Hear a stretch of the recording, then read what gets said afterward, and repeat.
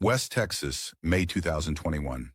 A cattle ranch 3 miles from the Mexican border, where the Rio Grande cuts through desert landscape that has remained unchanged for centuries, its muddy waters carrying the dreams and desperation of countless people who have crossed its banks, seeking opportunities that exist only on the other side of invisible lines, drawn by governments and enforced by men with badges and guns. Flat land stretches endlessly in every direction, broken only by long barbed wire fences that mark property lines established through generations of blood, sweat, and legal disputes, and occasional mesquite trees that provide the only shade for dozens of miles in a region where summer temperatures regularly exceed 110 degrees and where the sun beats down with an intensity that can kill unprepared travelers within hours. The silence here is complete, except for the sound of wind moving through dry grass that crunches underfoot like broken glass.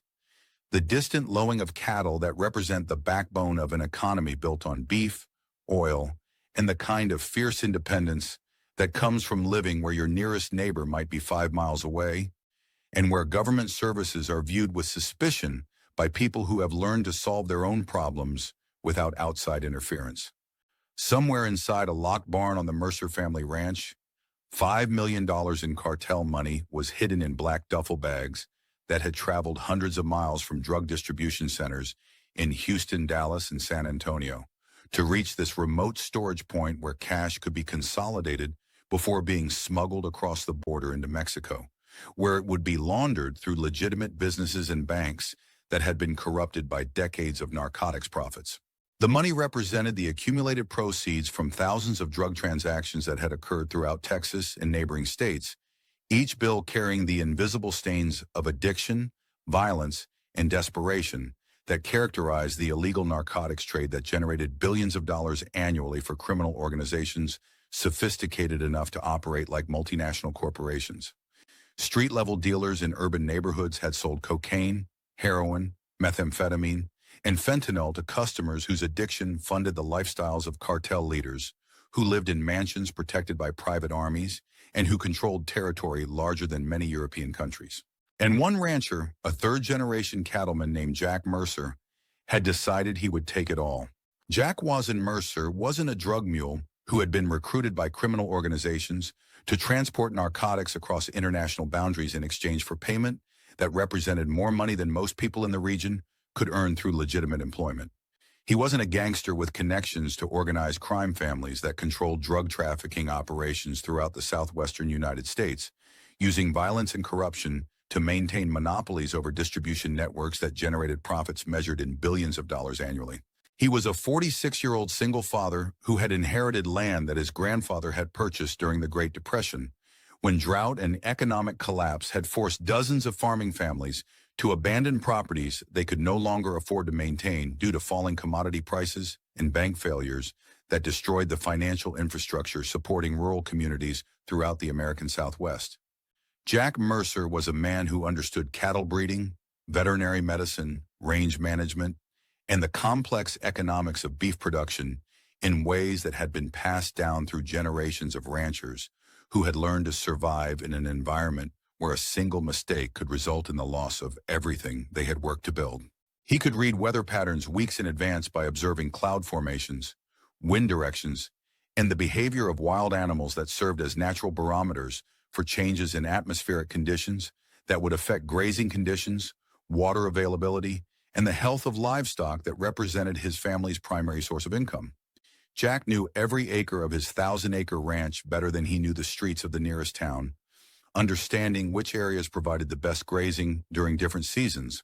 where water could be found during drought years, and how to move cattle efficiently through terrain that would challenge even experienced horsemen. He was also a man who found out that the land he loved,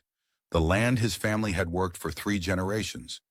was being used by a Mexican drug cartel to move millions of dollars in cash as part of a sophisticated money laundering operation that stretched from the streets of major American cities to the mountains of Sinaloa, where cartel leaders maintained compounds protected by heavily armed security forces and equipped with communication systems that rivals those used by legitimate governments. The discovery would force Jack to make a decision that would change everything about his life and ultimately cost him everything he had spent 46 years building including his relationship with the land that had defined his identity since childhood, and his connection to a community that had accepted him as one of their own, based on his family's reputation for honesty, hard work, and the kind of reliability that was essential for survival in an environment where neighbors depended on each other for assistance during emergencies that could be fatal if help was not available immediately. The FBI couldn't find him despite a nationwide manhunt that involved federal agents, border patrol officers, state police, and local law enforcement agencies throughout Texas and 6 neighboring states, using resources that included satellite surveillance, electronic communications intercepts, financial transaction monitoring, and cooperation with international law enforcement agencies that had access to intelligence networks spanning multiple continents.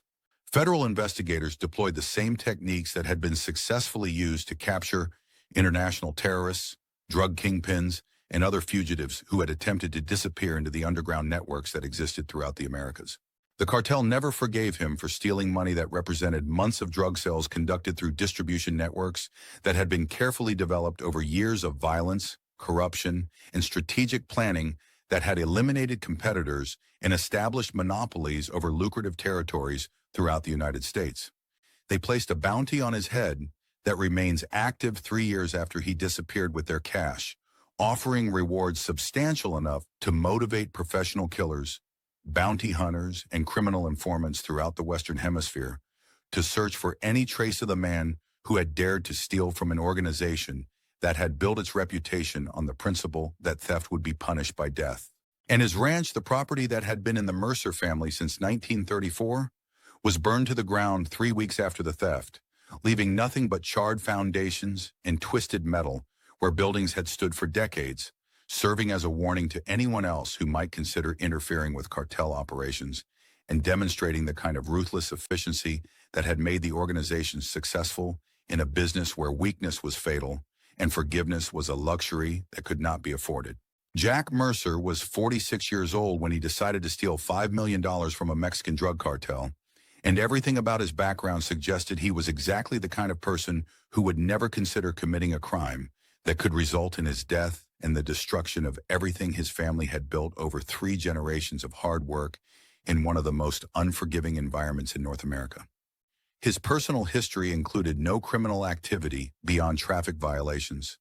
no association with illegal organizations, and no evidence of the kind of reckless behavior or poor judgment that might indicate a willingness to engage in activities that could attract the attention of people who killed for much smaller offenses than stealing millions of dollars. Born and raised on the ranch that his grandfather had purchased with savings accumulated during 20 years of working oil fields throughout Texas and Oklahoma,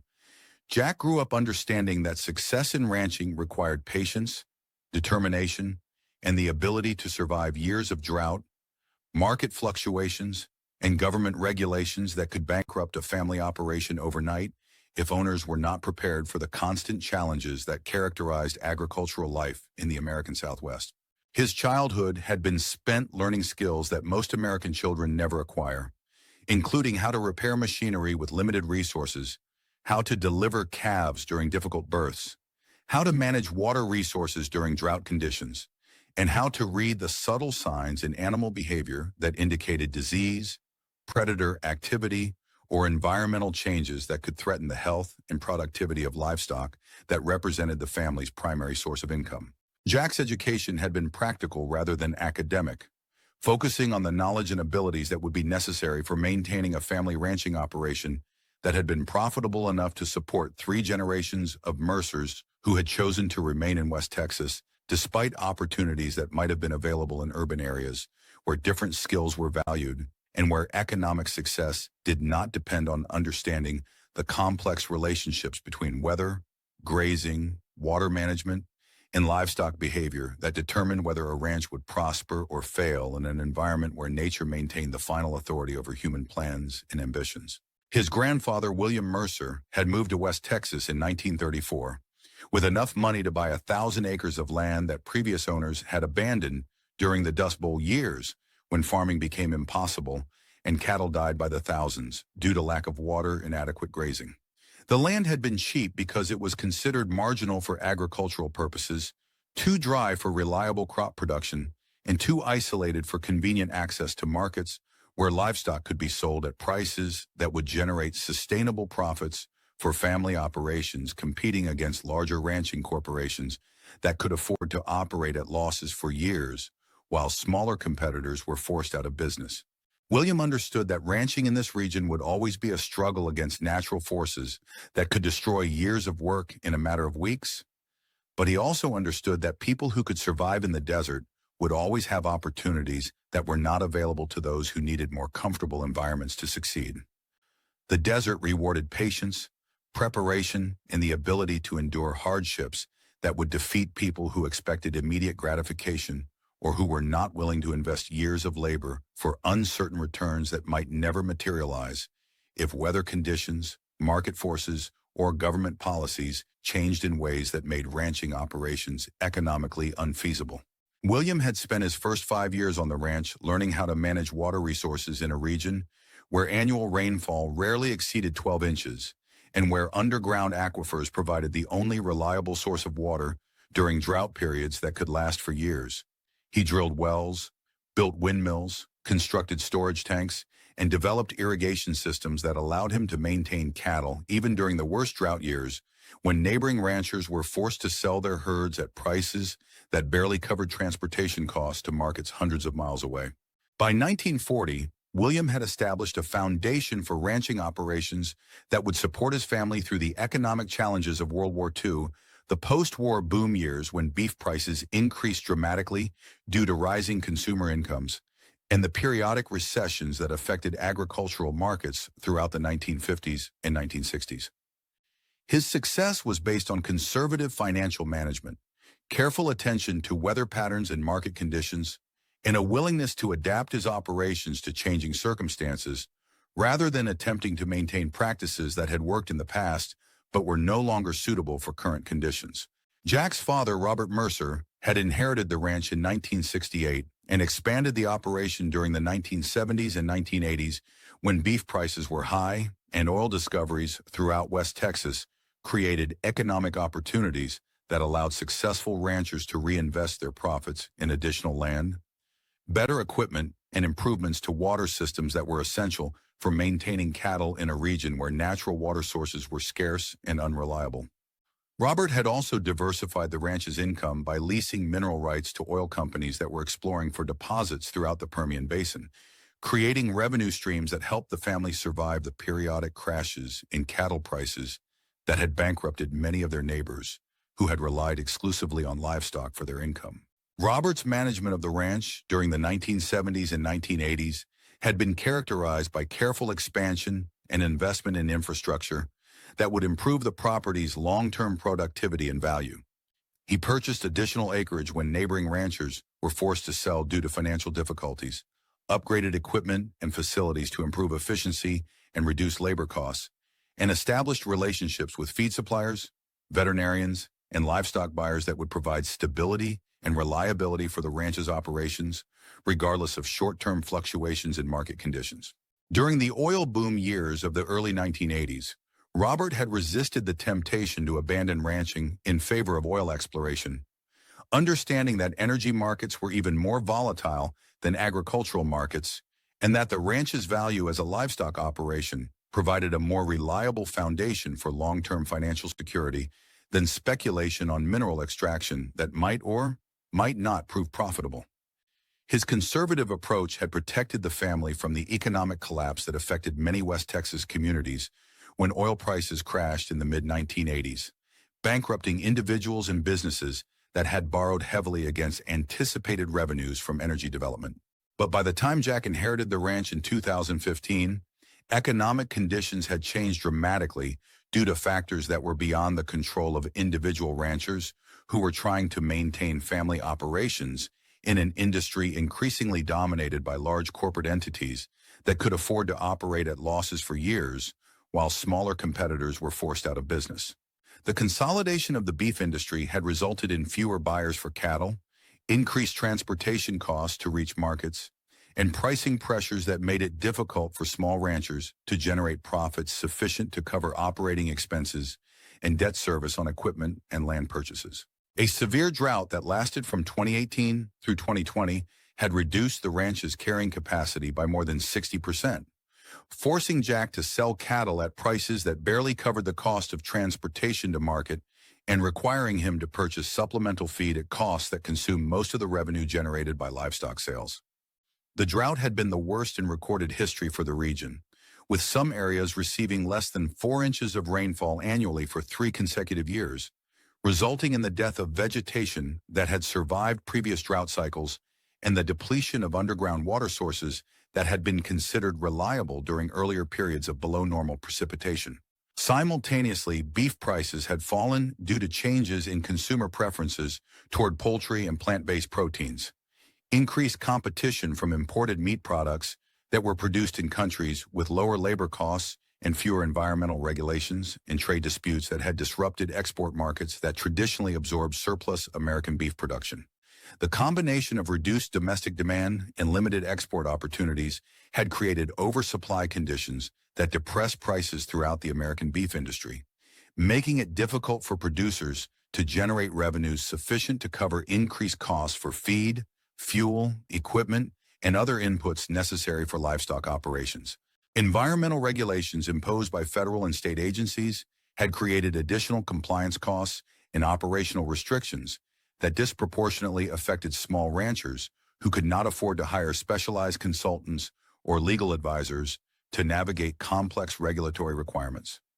Water usage restrictions, grazing limitations on public lands, and wildlife protection measures had reduced the flexibility that ranchers needed to adapt their operations to changing weather conditions and market circumstances, while increasing the documentation and reporting requirements that consumed time and resources that small operators could not afford to divert from essential production activities. The combination of reduced income and increased expenses had created a financial crisis that threatened to force Jack to sell the ranch to developers who were purchasing large tracts of land throughout West Texas for conversion to solar energy farms that would generate electricity for cities hundreds of miles away.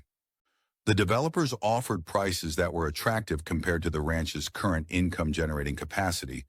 but accepting their offers would mean the end of the Mercer family's connection to land that had been their home for 3 generations, and the destruction of ranching operations that represented decades of investment in infrastructure, livestock genetics, and operational knowledge that could not be replicated elsewhere. Jack owed more than $100,000 to banks, feed suppliers, equipment dealers, and other creditors who had extended credit during good years, but were now demanding payment at a time when the ranch was generating barely enough income to cover basic operating expenses. The debts had accumulated gradually over several years, as Jack had borrowed against anticipated future revenues to cover shortfalls caused by drought, market downturns, and unexpected expenses for equipment repairs and livestock replacement that were necessary to maintain operations, but that consumed cash reserves that had been intended for debt service and capital improvements. Property taxes had increased due to rising land values driven by speculation from developers and investors who viewed rural land as undervalued assets that could generate substantial returns through conversion to alternative uses or resale to buyers who were seeking recreational properties or investment opportunities. The increased tax assessments were based on the theoretical development potential of the land rather than its actual income-generating capacity as a livestock operation, creating financial obligations that were not sustainable given the ranch's current profitability and forcing many ranchers to sell properties that had been in their families for generations. Jack was 3 months behind on property tax payments that could result in the county seizing the property and selling it at auction to recover unpaid obligations, a process that would eliminate any possibility of recovering the ranch or compensating the family for the value of improvements that had been made over decades of ownership. The tax foreclosure process was designed to be swift and final, providing few opportunities for property owners to negotiate payment plans or seek alternative arrangements that might allow them to retain ownership while addressing their financial obligations through other means. Jack was known throughout Presidio County as a quiet, hard-working man who kept his word and treated his neighbors with the respect that was expected in a community where people depended on each other for survival in an environment that could be deadly for anyone who made serious mistakes or failed to help others during emergencies. His reputation had been built over years of participation in community activities, assistance to neighbors during difficult times, and consistent demonstration of the values that were considered essential for membership in a society where trust and mutual support were necessary for collective survival in a harsh and unforgiving environment. He had never been married, although he had maintained a long-term relationship with a woman named Sarah Collins, who lived in Alpine and worked as a school teacher, supporting her teenage daughter from a previous marriage while pursuing graduate studies that would qualify her for administrative positions in the educational system. Jack's relationship with Sarah had been characterized by mutual respect and understanding of the challenges that each faced in their respective careers. But geographical distance and different life goals had prevented them from making commitments that would have required significant changes in their established routines and responsibilities. Jack had no criminal record beyond traffic tickets, no known connections to drug trafficking organizations, and no history of the kind of reckless behavior that might suggest he was capable of stealing millions of dollars from people who would certainly kill him if they discovered his identity. His military service record included 2 years in the Army National Guard during the 1990s, where he had received training in vehicle maintenance and logistics that had proved useful in managing ranch equipment and supplies. But his service had been completed without incident and had resulted in an honorable discharge with no negative annotations in his personnel file. Local law enforcement officers who knew Jack personally described him as someone who was more likely to report criminal activity than to engage in it himself. Deputy Sheriff Maria Gonzalez, who had known the Mercer family for 15 years through her work patrolling the rural areas of Presidio County, later told federal investigators that Jack kept to himself, but he wasn't the type to run from his problems or do anything that would bring shame on his family name. If he disappeared, something bad happened to him, or he had reasons that we don't understand yet. Sheriff's records showed that Jack had contacted law enforcement on several occasions to report suspicious activities on neighboring properties, including incidents involving illegal border crossings, drug trafficking, and theft of livestock and equipment that were common problems in the region due to its proximity to international smuggling routes and its sparse population that made detection and prosecution of criminal activities difficult. Jack's willingness to cooperate with law enforcement and his reputation for providing accurate and reliable information had made him a valuable resource for officers who needed assistance from local residents in identifying and investigating criminal activities in areas where official surveillance was limited. The criminal enterprise that would ultimately destroy Jack Mercer's life began in early 2021 when a man who claimed to be a horse trader from Odessa approached Jack about leasing the ranch's back pasture, a section of land near Alamito Creek that provided water access and grazing for cattle during the spring months when other areas of the ranch were too dry to support livestock. The approach had been carefully planned and executed by criminal operatives who had researched Jack's financial situation and identified him as a potential target for recruitment or exploitation based on his economic vulnerability and his property's strategic location near smuggling routes that were used by drug trafficking organizations. The man, who gave his name as Carlos Hernandez and carried what appeared to be legitimate identification documents, explained that he needed temporary grazing space for horses that he was planning to transport to buyers in New Mexico and Colorado during the summer months when demand for working animals increased due to seasonal ranching activities. His story was plausible and consistent with legitimate business activities that occurred throughout the region,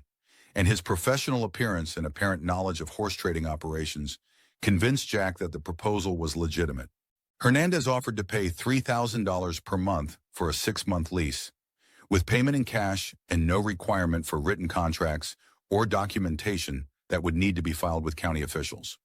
The offer represented significantly more money than Jack could generate by using the pasture for his own cattle, and the cash payment terms would provide immediate income that could be used to address pressing financial obligations without creating additional debt or requiring complex financing arrangements that might not be available given the ranch's current financial condition. For Jack, who was struggling to meet mortgage payments and keep the ranch operational while managing debts that consumed most of his available cash flow, the offer represented a financial lifeline that could provide enough income to cover essential expenses while he worked to improve the ranch's profitability through better management of his remaining cattle and potential development of hunting leases that could generate additional revenue during the fall and winter months when other income sources were limited. Jack accepted the offer without conducting the kind of background investigation that might have revealed that Carlos Hernandez was not a legitimate horse trader, but rather an operative working for a criminal organization that needed secure locations where large amounts of cash could be stored temporarily during transportation from American cities to Mexican banks and businesses that would integrate the money into legitimate financial systems. The decision to accept the lease without additional verification was based on Jack's immediate financial needs and his assumption that the risk of dealing with a dishonest tenant was acceptable given the potential benefits of the arrangement. The back pasture that Hernandez was leasing provided perfect cover for a money storage operation because it was located more than 2 miles from the ranch's main buildings, accessible by dirt roads that were not visible from public highways, and situated in an area where unusual activity would not be noticed by neighbors or law enforcement officers who might report suspicious behavior to federal agencies investigating drug trafficking operations. The isolation that made the location valuable for criminal activities also made it difficult for Jack to monitor what was actually happening on the leased property without conducting surveillance activities that might be detected by people who were trained to identify and counter such observations. A few weeks after the lease agreement was finalized, Jack began noticing activities on the back pasture that did not match Hernandez's explanation of horse trading operations.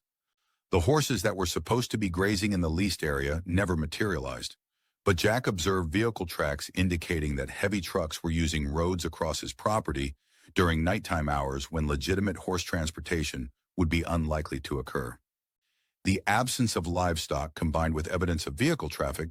suggested that the property was being used for purposes other than those described in the lease agreement. Security lights that Hernandez had installed near the creek began operating on schedules that suggested they were motion activated,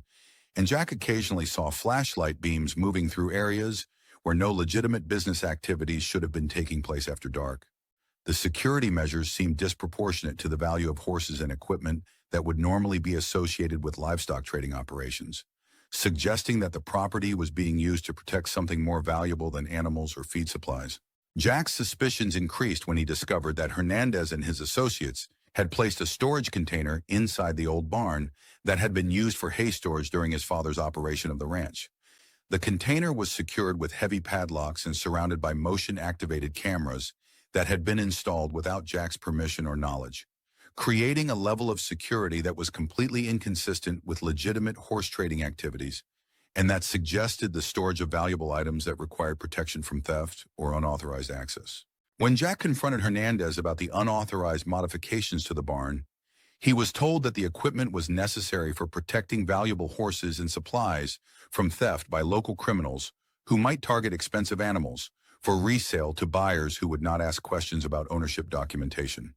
The explanation was plausible, but did not account for the fact that no horses had been observed on the property, and that the security measures exceeded what would normally be considered necessary for protecting livestock and equipment. But Jack had been around horses his entire life, and he knew that the storage container was not designed for livestock housing, and that the security measures were far more extensive than would be necessary for protecting even valuable breeding animals. The container lacked ventilation systems that would be required for animal housing, and its construction was more consistent with cargo storage than livestock transportation or housing. More significantly, Jack began noticing that the dirt roads leading to the back pasture showed tire tracks from multiple vehicles that appeared to be arriving and departing on the same schedule every 3 weeks, always during new moon periods when darkness would provide maximum concealment for activities that required secrecy. The regular schedule of vehicle traffic suggested that the property was being used as a way station or storage facility for an organized operation, rather than the irregular activities that would be associated with legitimate horse trading.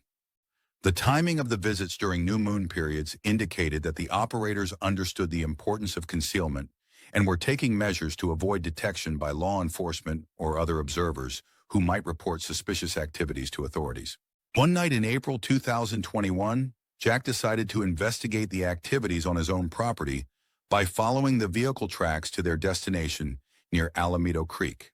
Using night vision equipment that he had purchased for hunting coyotes and other predators that threatened his livestock, Jack positioned himself approximately 200 yards from the barn and observed as three men unloaded black duffel bags from two pickup trucks and carried them into the storage container. The men worked with military precision, communicating through hand signals rather than radio communications, and completed their work in less than 30 minutes before driving toward the Mexican border, using back roads that would not be monitored by Border Patrol checkpoints. The operation, Jack observed, was clearly professional and well-organized, suggesting involvement by people with military or law enforcement training who understood the importance of operational security and who had access to equipment and resources that would not be available to casual criminals. The use of hand signals instead of radio communications indicated awareness that electronic communications could be intercepted and analyzed by law enforcement agencies, and the rapid execution of the operation demonstrated that the participants had rehearsed their procedures and were working according to established protocols. Jack realized that his ranch was being used as a temporary storage facility for something valuable enough to require armed guards and sophisticated security measures, and that Carlos Hernandez was not a horse trader, but rather someone connected to criminal organizations that needed secure locations for their operations. The discovery meant that Jack was now involved in illegal activities, whether he wanted to be or not, because his property was being used for purposes that could result in federal criminal charges if discovered by law enforcement agencies investigating drug trafficking or money laundering operations. The logical response would have been to contact local law enforcement or federal agencies and report the illegal activities taking place on his property. Jack could have claimed that he was an innocent victim who had been deceived by criminals, and he probably would have faced no criminal charges if he cooperated with investigators and provided information that could help them arrest the people responsible for the operation. Federal agencies had established programs to protect property owners who reported criminal activities and who cooperated with investigations, understanding that community support was essential for successful prosecution of organized crime operations. But Jack was facing financial ruin that would result in the loss of the ranch regardless of whether he reported the criminal activities or not, and he began considering options that might allow him to solve his financial problems while escaping from the dangerous situation he had inadvertently created. Reporting the criminal operation would eliminate the lease income that represented his only source of cash, would likely result in the property being seized as evidence or forfeited through civil asset forfeiture proceedings, and would certainly make him a target for retaliation by criminal organizations that had established the operation on his property. Jack spent several weeks observing the operation and gathering intelligence about the schedule, security procedures, and contents of the storage container. He discovered that the money drops occurred every 3 weeks during new moon periods when darkness provided cover for the vehicles traveling between his ranch and the Mexican border. The guards typically arrived around midnight, unloaded their cargo in approximately 20 minutes, and departed by 1 a.m. using the same routes they had used to arrive. The storage container remained unguarded between drops, protected only by motion-activated cameras and locks that could be overcome by someone with the right tools and enough determination. Most importantly, Jack discovered that the duffel bags contained large amounts of cash rather than drugs or other contraband that might be more difficult to steal and convert to usable funds.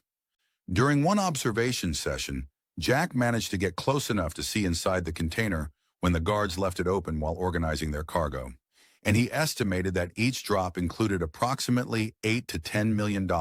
in bundled currency that would be relatively easy to transport and conceal if someone could overcome the security measures protecting it. The sight of more money than Jack had ever imagined in one place presented him with a temptation that became increasingly difficult to resist as his financial situation continued to deteriorate and the deadline for property tax payments approached. Jack calculated that even a small portion of the money stored in the container would be sufficient to save his ranch, pay off his debts, and provide financial security that would allow him to rebuild the operation and maintain his family's connection to land that had been their home for 3 generations. Jack began developing a plan that would allow him to steal enough money to save his ranch, while minimizing the chances of being caught by either law enforcement agencies or the criminal organization that was using his property. He calculated that taking 1 or 2 bags from each shipment might not be noticed immediately, giving him time to convert the stolen money into legitimate assets that could not be traced back to the theft. But Jack also understood that stealing from a drug cartel was essentially a death sentence if he was discovered, and that his plan would need to be executed perfectly to have any chance of success. The planning process required Jack to overcome his moral objections to theft and to accept that he was considering crimes that would make him no different from the criminals who were using his property for their illegal operations. The decision represented a fundamental change in Jack's character and values, transforming him from a law-abiding citizen who respected other people's property into someone who was willing to steal millions of dollars to solve his financial problems. Jack's plan required months of preparation and careful attention to details that could mean the difference between success and death.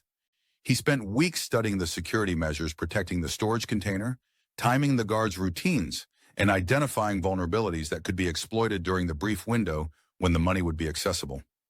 Jack also researched methods for disabling motion-activated cameras without triggering alerts that might warn the guards that their security had been compromised. The technical aspects of the theft required Jack to acquire skills and equipment that were outside his normal experience as a rancher, including electronic devices for disabling security systems, lock-picking tools for opening containers, and vehicles that could be used for transportation without being traced through normal law enforcement databases.